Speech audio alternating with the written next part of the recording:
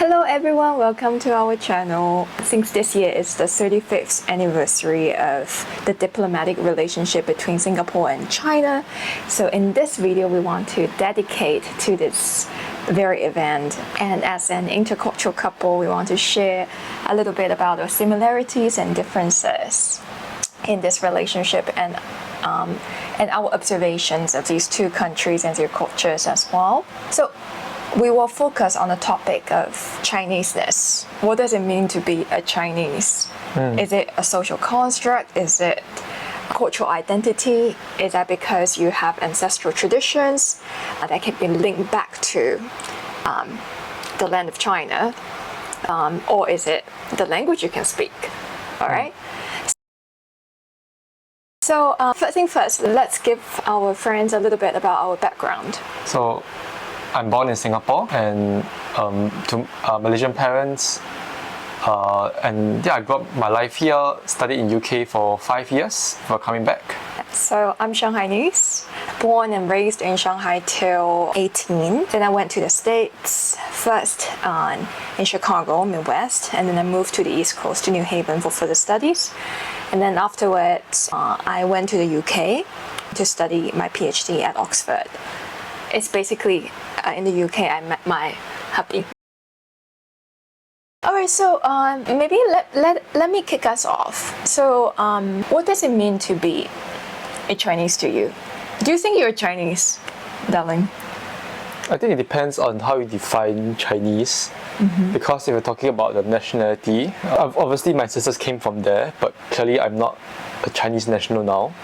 But yeah, if you talk about my ethnicity and this link I would have with maybe Chinese people around the world, right, then there is at least some connection I feel. Right, yeah. Even though it's maybe more of an ethnic, or the fact that I'm supposed to be able to speak the language, or I'm more familiar with what some Chinese people would practice in general. Right. This is quite interesting. Like, you know, in your sharing, I heard a lot of different topics, be it whether Chinese is a geopolitical idea, right, and whether you hold a passport and whether you speak the language, and also like one thing very interesting, you mentioned ethnicity, right?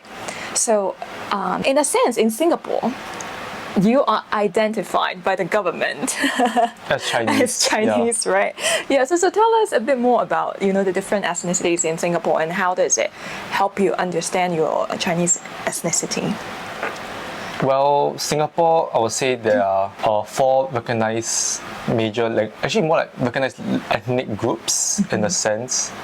There used to be a 5th one as well. So the major 4 that we have now are, you know, Chinese, Malay, Indians, and Eurasians. And the 5th one used to be the Kristang community as well, which was like mixed Portuguese background. And yeah, so in a sense, I'm classified under Chinese, like under the Singapore racial framework in a sense. But at the same time, I would also say that, you know, this identifying as a Chinese ethnicity is something that's, like what you mentioned, it can be seen as a social construct as well, because in the past people would more identify with their dialect groups.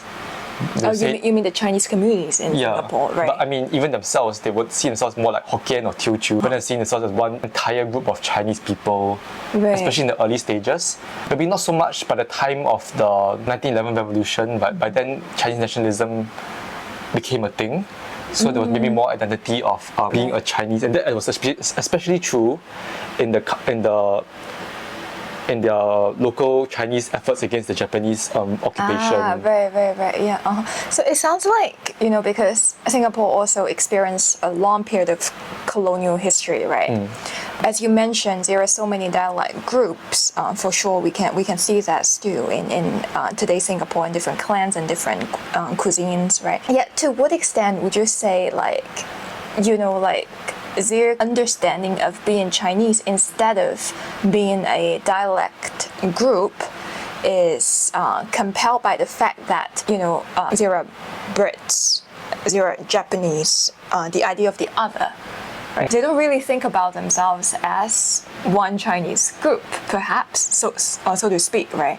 Yet because of the existence of the other, they have to form like a united identity of some sort. To what extent would you say like the colonial history and also like the history of oppression? I mean, sorry, maybe not oppression, but the history of occupation by Japanese in Singapore facilitate that? I think it may not so much be the occupation per se, because the Japanese occupation in Singapore came in in 1942. That was way long after I think Chinese nationalism became a thing. So Chinese national Sun Zhongshan, Sun Yat-sen, and Kang You-wei, they play a huge role in shaping the united Chinese identity in Singapore in a sense. I mean, not even Singapore, I'll say the whole world, right? Because previously, and I think that's the same case with many cultures, especially in Europe, for example, like prior to the French Revolution, people were definitely more associated with their ruling monarchs rather than, let's say, a national or ethnic identity. I think this sort of ethnic identity that maybe even comes before linguistic identity might have even begun maybe back in the days of the maybe 100 Years War in Europe. Right? And these ideas, obviously, they spread across the world, especially in a world where if you take away the head of the state of the monarch, be it the French king that got ended or the Chinese emperor, what do you then tie people with together? So this is where I think it kind of gets very complicated. I'm not an expert in the history, but I will say that neither am I.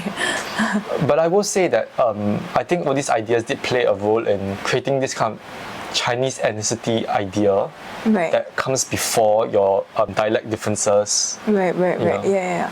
Okay. So for sure, like certain external factors play a role in shaping the united identity of Chinese, right? And I guess another thing is like, to what extent would you say that shared identity of Chinese can? Do you think like it's closely associated with being a Chinese in mainland, or like it's just a Chinese identity in diaspora? Is it the same like for that? Like we will say you guys like 华人, 华侨, something along those lines, right? So you guys were not born in China and didn't have much exposure to Chinese culture per se, right? At least like the mainland Chinese culture. Yeah. So how would you identify your similarities or differences with Chinese in the mainland as like a Chinese in diaspora? I think even in diaspora, I think we always do recognize that our lineage comes from this very long history that the old Chinese people share, right? I think it's one of the longest histories, continuous histories in the world. And then we see that become this very strong, rich culture in the past.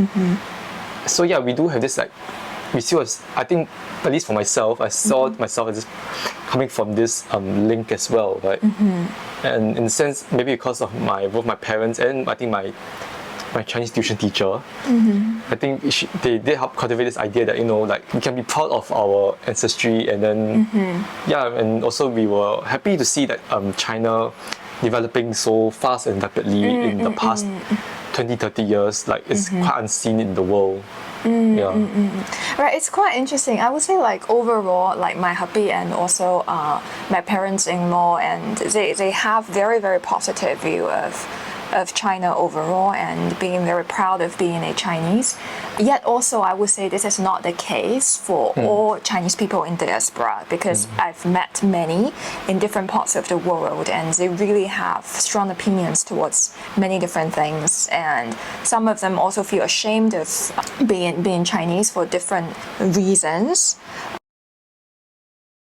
Yet I guess like this sort of mentality, this sort of attitude also occurred in one phase, right, in Singapore's history.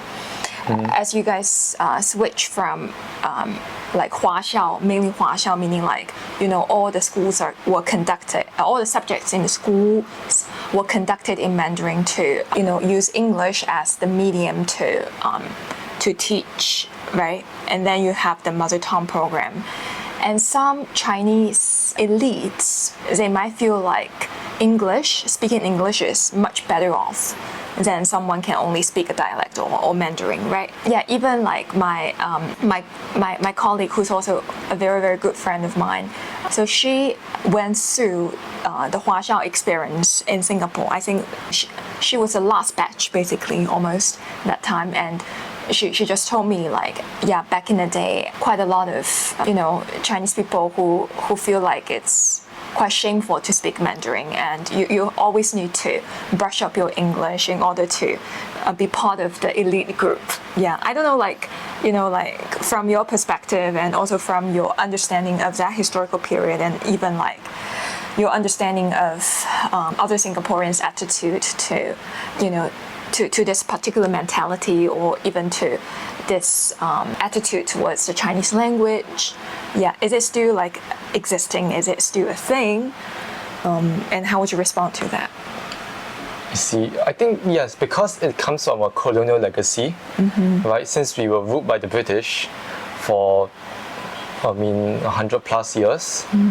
Obviously, speaking English has seen as an advantage compared to because the British will see you more closely associated, because the British will see you as more civilized because you speak their language as opposed to a native language. This was obviously the colonizers' mentality in many countries around the world. But of course, I would say that the use of English as the common language to teach subjects in Singapore, it came more out of practicality, because I think Singapore, it was majority Chinese. We still have a lot of Malays and Indians as well, and so you cannot really force them to speak Chinese, right? And so we have to discuss like what should be the common language between all different races. Right. Yes. But yeah, I would say that even until today, I think some Singaporeans might still have very negative views towards mainland Chinese. Actually, unfortunately, Yeah, I experienced discrimination. Yeah, as well. Right. But, yeah, because they sort of like recognize you as Chinese, but different kind of Chinese other than Singaporean Chinese. Yeah. Right. And I think it's quite common, not to say common, but some certain diaspora also has this as well. Exactly. Like some not even diasporas, for example. But I would say that the language itself has been quite redeemed in a sense, because now there's a very practical reason to learn Chinese, right? That's where the trade is coming from, right? The second largest economy in the world, the country has the most manufacturing headquarters of the world is in China. So from a purely practical standpoint, you cannot dismiss people speaking Chinese, because it's now a very good language to learn. Yeah, and that's why I think this misconception or this discrimination towards this specific language speaking has come and gone away. And now I feel ashamed for not being able to speak Chinese well. Right? And then when I met my Chinese classmates in university, right? Then it's like, wow, I wish I spoke more Chinese with them back then. Yeah. I mean, partially, I didn't really set up a rule for us to practice Mandarin at any rate, because I've been teaching language for most of the time, and then I feel very tired after teaching my students and coming back to teach my hubby, and yeah, clearly he wouldn't pay me a single penny. So okay, at any rate. Okay, so interesting, and yeah, so I guess like the attitude towards the language also changed dramatically.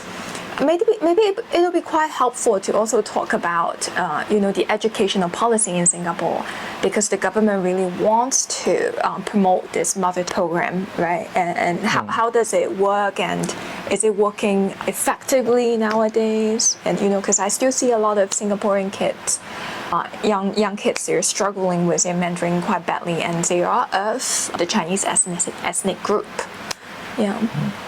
Yeah, so I would say that the mother tongue language thing, it's not really a big deal for Malays or Indians. Yeah, because I mean, Malays are the same writing script with English now, so it's less of a barrier. Yeah. For the Indians, as far as I know, the only people who struggle with this mother tongue are those people who belong to dialect groups. They're sort of in between Tamil and Hindi, and not really one of the other. And that's quite rare as well. So actually, most of the people who are struggling with mother tongue in Singapore are Chinese. Yes. It's not to say that there aren't Chinese people who still speak both languages very well, Because there are that do, right? Right, yeah, yeah. At least I do have friends who are effectively bilingual Singaporeans. Yeah. Yeah, so why quite a lot of Chinese families they're struggling with speaking Mandarin, and the mother tongue program might not be that effective for those English speaking families. I think because at the end of the day, language is about practical application, right? So you need to be able to speak it at home and around and about. And because I think a lot of Singaporean Chinese, they are quite westernized already. At least to some varying extents. The US soft power is still stronger here compared to Chinese soft power. So obviously people who are watching, English shows, reading English books and stuff, don't really do the Chinese side of things. They're not really going to have enough practice to be able to effectively communicate Chinese. Yeah. Then I found the term like mother tongue just become very intriguing, because from a linguistic point of view, we would think mother tongue is your native tongue or your first language of some sort, right? But for a lot of Singaporean Chinese families, their first language or their mother tongue actually is English, right? So would you say your mother tongue is actually English? Your first language is English? I think it definitely is, and even to say that, you can't really say that Chinese is my mother tongue because neither my parents actually speak Mandarin, right? Yeah. All right, so much about language. Shall we switch gears a little bit now? Okay. Yeah. So, so since now you've married a Shanghainese lady and you go to China more regularly, what are some of your experiences, or what are some things that stood out to you as a Singaporean when you visited China? I think the experience is obviously different. I think because I visited before marrying you, I visited China twice. Actually 3 times. Okay. Yeah, so I just remember twice with my family and once with my studio mates in university. Where did you guys go? So with my family, the first trip was to Beijing and Shanghai. Here we go. And then second trip was to Harbin. Harbin, yes. Very cold.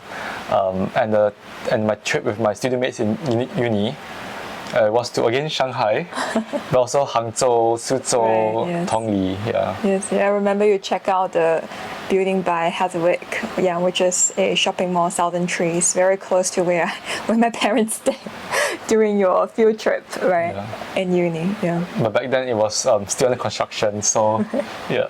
Yeah. Okay, good. So you've been to China quite a lot of times, and different places. It sounds like, right? What are some things that you would say it's a bit different from you traveled to China maybe 10 years ago, right? Versus you travel to China nowadays? I think it also depends a lot on who I'm traveling with, right? Okay, yeah. Because I think, firstly I'll talk about the changes I've seen. I think when I first visited with my family, that was back in 2008. Oh, that's Olympics, right? Yeah, 2007, right before the Olympics. Right before the Olympics, right? And I think at the point when we visited, I think we could sort of see China's transformation starting to begin, because I think that was the time when, obviously they had this huge, they just started really developing all the Olympic places. Oh. And we also see the country itself was rapidly modernizing, as it has been for the 20 years before that as well. But I think, but of course there was still some issues that it was sort of kind of trying to clear off. It was still quite hazy back in Beijing. Shanghai was actually quite modern and clean. So that was something that maybe didn't change too much. Although I think now, of course, you can really see all the fancy new buildings, very shiny new buildings. And Beijing now recently was extremely, the sky was completely clear, right? Yeah, during the time when we visited, right? Yeah. Of course, September. At the same time, I think it got much more crowded. So yeah, I think, and obviously the thing that changed a lot was also who I'm traveling with, because with my family, it was just as tourists. The most we got to see in Chinese, a Chinese person's life is just the tour guide telling us about it. Right?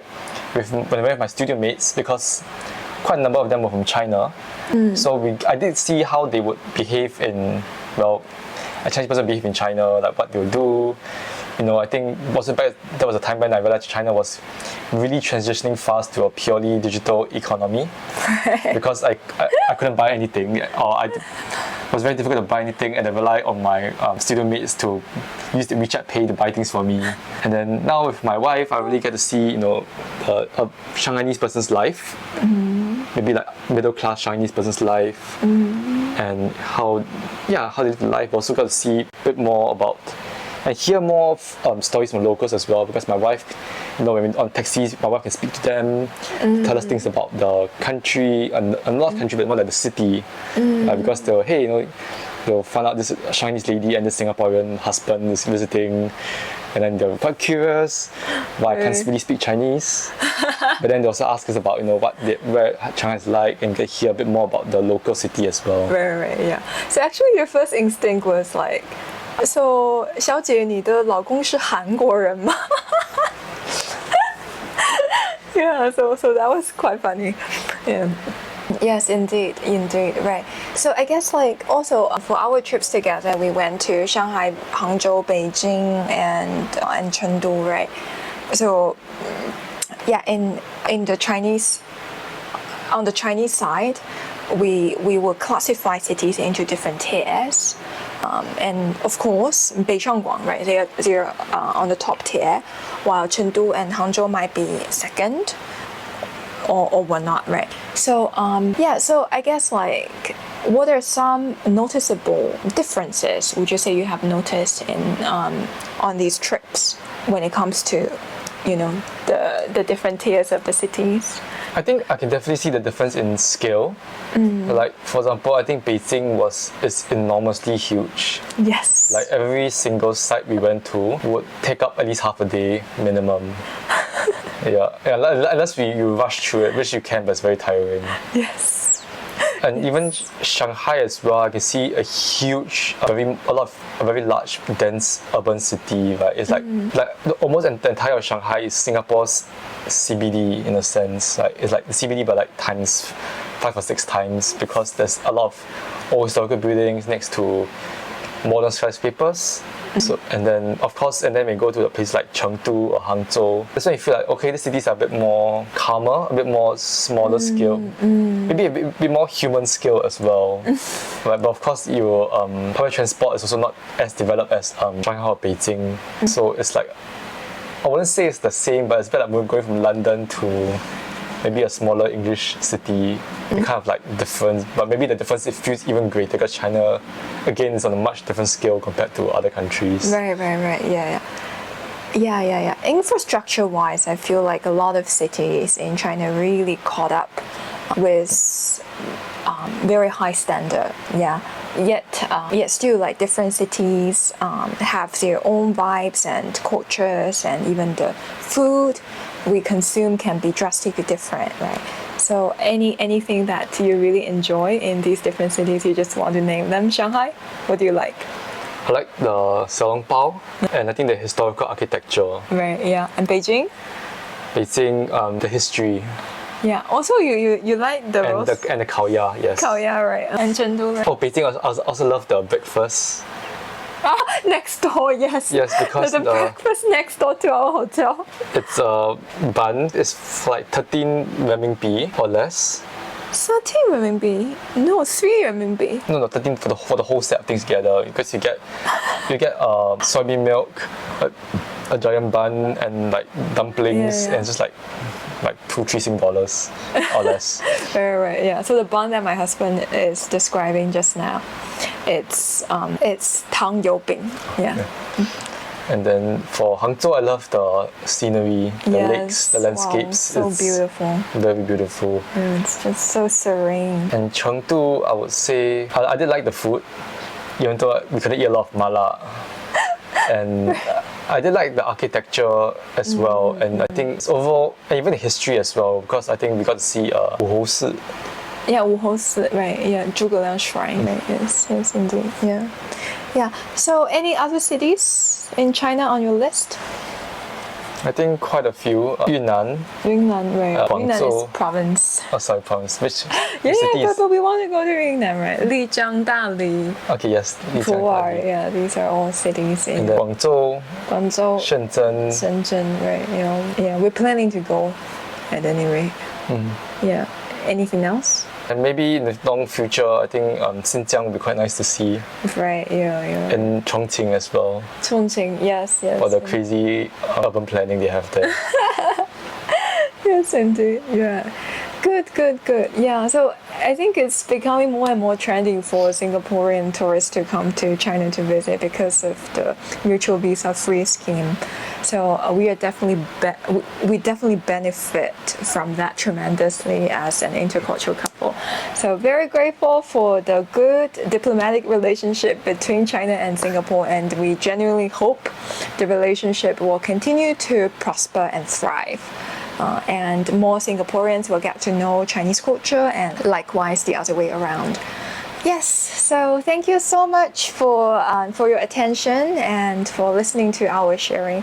Sorry, at times we are a bit rambling, but we hope you still find fun and fruitful in our discussion about different aspects, especially what does it mean to be a Chinese. All right, thank you so much for your time, and we hope to see you next time. Bye bye.